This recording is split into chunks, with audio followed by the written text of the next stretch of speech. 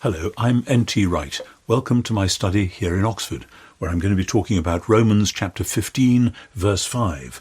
Paul getting towards the climax of his greatest letter. He says, "May the God of patience and encouragement grant you to come to a common mind among yourselves, in accordance with the Messiah Jesus."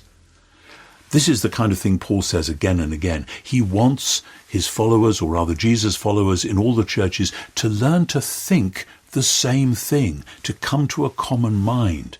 If you've ever tried to lead a church or even a small group of believers, you know that's quite difficult. People just have this habit of thinking differently from each other, of disagreeing. And of course that's healthy and good as we all grow and learn together.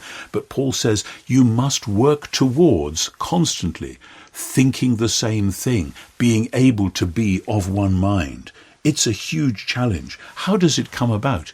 He says, "May the God of patience and encouragement grant this to you." In other words, God himself is very patient, just as well. God himself is the arch encourager. My, do we need that? And we need to draw down from God through prayer and in fellowship that same patience with one another, that same encouragement to one another. Those are the means by which, in a small group or a large church, people will be brought into a common mind. And he says this has to happen in accordance with the Messiah Jesus. And again, as we draw on other passages in Paul, I think of Philippians 2 particularly, we see what this means.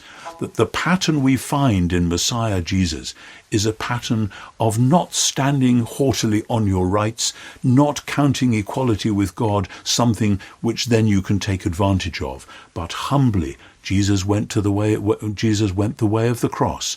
Jesus gave his life for others. And in the same way within a Christian fellowship, we have to follow that messianic pattern so that the God of patience and encouragement, who revealed himself in and through Jesus, will then work in and through our fellowships as well. Thus, to draw this Christ-shaped communal character from the God we know in Christ, that is the true way to unity.